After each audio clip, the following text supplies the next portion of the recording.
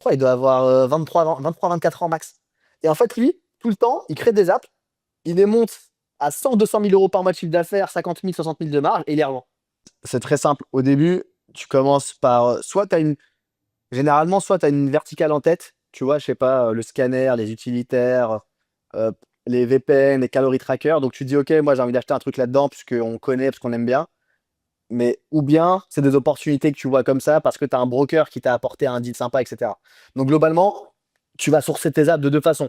La première, c'est des brokers, parce qu'en fait, c'est un marché où il y a des brokers qui sont là, qui font les intermédiaires pour vendre des apps. Donc ça, c'est stylé. C'est quoi les brokers? C'est des C'est... plateformes? Ah. Non, bah, tu as des plateformes comme Acquire, je pense que tu Ouais, dois connaître. ouais, Tu bien as sûr. Flippa, qui fait ça aussi un petit peu avec des apps. Et sinon, sur le marché vraiment, c'est des indépendants.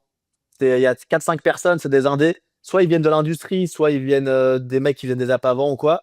Et ils se sont dit, OK, on va mettre en relation les mecs parce que c'est un marché très liquide. Tu as vraiment beaucoup d'acheteurs, tu as vraiment beaucoup de vendeurs d'app. Donc, du coup, tu as des brokers qui se mettent entre les deux. Ils prennent leur 5 à 15%, tu vois, sur la taille du deal. Et eux, ils te font tout le sourcing pour toi. Et généralement, tu vois, ils t'envoient des deals tout le temps. Comme un agent immobilier, tu vois, qui fait du marchand de biens. Ils t'envoient des trucs tout le temps. Hey, on a une nouvelle app qui est listée. Est-ce que tu veux lui parler ou pas, tu vois? Tu pourras m'envoyer les contacts après? Ouais, carrément, ouais, je vais te les envoyer. Il y en a Ouais, trois je quatre suis que je chaud. connais. En plus, on les connaît bien, ils sont cool. Mais je vais t'envoyer ça. Et du coup, toi, du coup, tu identifies une app. Donc, quand tu identifies une app, nous, ce qu'on fait, c'est que bah, on va l'auditer. Donc là, on va lui demander les accès.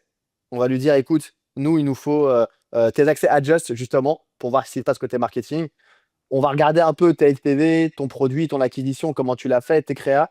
Et en fait, nous, ce qui nous intéresse, globalement, c'est d'avoir un truc qui est rentable, mais qui est très mal géré.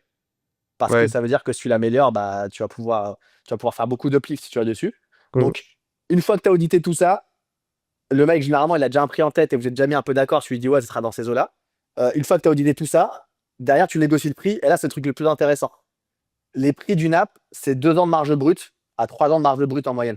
Donc, le Ouais. mec qui fait 50 000 par mois, tu vois, tu vas l'acheter 600 000 euros. Enfin, tu vas acheter, pardon, 1,2 million, 1,8 million à peu près.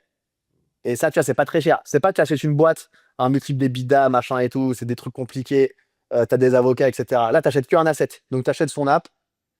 Ce qui va se passer, c'est que tu vas lui dire, OK, bon, on est d'accord pour te l'acheter 1 million, ton application. Tu lui mets les modalités du deal. Est-ce que tu payes direct? Est-ce que tu payes upfront? Est-ce que tu payes sur un an ou deux? Ça peu importe. Mais en tout cas, tu vas acheter l'application. Tu vas lui faire un paiement sur un compte séquestre, généralement. Vu que tu connais pas trop les mecs, qui peuvent être basés en Ukraine ou je sais pas où. Tu mets ça sur le compte séquestre, il transfère l'application, il transfère le code source, blablabla. Ensuite, une fois que tu as tout reçu, tu débloques le paiement. Et toi, derrière, une fois que c'est en interne, bah, en théorie, nous, on a déjà analysé tous les points d'amélioration. Donc, on sait que côté acquisition, il n'a pas fait ça, que ça, il faisait mal, que côté code, il y a des gros bugs, il y a des gros drops ici, ici, ici, qu'on va pouvoir améliorer. Et une fois qu'on la récupère, l'enjeu, c'est d'aller chercher bah, à faire un fois 2 fois 3 fois 10 ça dépend tu vois, du potentiel, ça, on ne le sait jamais en avance. Mais globalement, c'est ça le marché un petit peu. Donc, aujourd'hui, tu as des mecs qui sont très forts. Nous, on en connaît personnellement, tu vois, des Américains qui peuvent être intéressants. En vrai, bah, interviewer aussi, ça peut être Dante, tu vois, celui-là. Euh, c'est un carry, je crois, il doit avoir 23-24 ans max. Et en fait, lui, tout le temps, il crée des apps, il les monte à 100-200 000 € par mois de chiffre d'affaires, 50 000, 60 000 de marge, et il les revend. Et il fait ça genre 3 fois dans l'année. Le mec est super méga fort. Il est tout seul avec un ou deux devs en freelance qu'il prend dès qu'il a besoin. Et il fait ça, mais à la chaîne. Et le mec, c'est un génie. Tu vois, même nous, en vrai, il a plus de succès pour l'instant que nous en interne, tu vois, c'est de la folie. Et là, il a encore sorti. Lui, on l'a racheté une de ses apps. On l'a racheté entre 500 et 1 million de dollars. Et après, là, tu vois, 3 mois plus tard, on va sur son compte Apple et on voit qu'il a sorti une nouvelle app. Et pareil, elle est en train de scale comme as. Et on se dit, ouais, non, mais lui, tu vois, c'est un génie. Donc, tu as beaucoup d'acteurs qui vendent, tu as beaucoup d'acteurs qui achètent. Donc, généralement, c'est un marché, tu vois, où si le prix n'est pas déconnant, tu arrives à vendre ton asset. Et par contre, c'est vrai que la vérité, et ça, c'est ce qui fait mal beaucoup à beaucoup de personnes, c'est qu'en fait, aujourd'hui, tu as beaucoup de gens qui créent des apps en pensant que c'est une startup.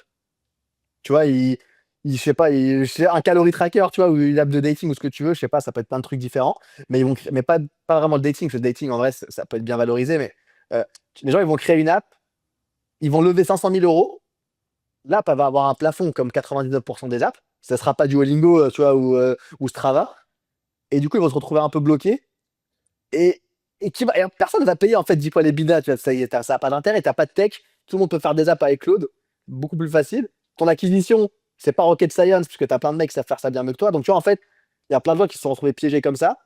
Donc aujourd'hui, tu as quand même ce marché où tu peux malgré tout revendre ton app 2-3 ans. Donc nous, on fait ça, on rachète, on audite beaucoup.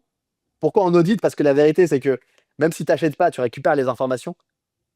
Donc en fait, c'est bien, tu vois, quand tu audites 50 apps dans la même verticale, tu vois, même si tu vas pas acheter, tu as les infos. Peut-être qu'elles vont jamais se servir, mais peut-être que dans une pige, tu vas te dire ça, je vais faire ça, je crois. Et là, quand tu vas arriver, tu vas savoir c'est quoi les LTV, les coûts d'acquisition.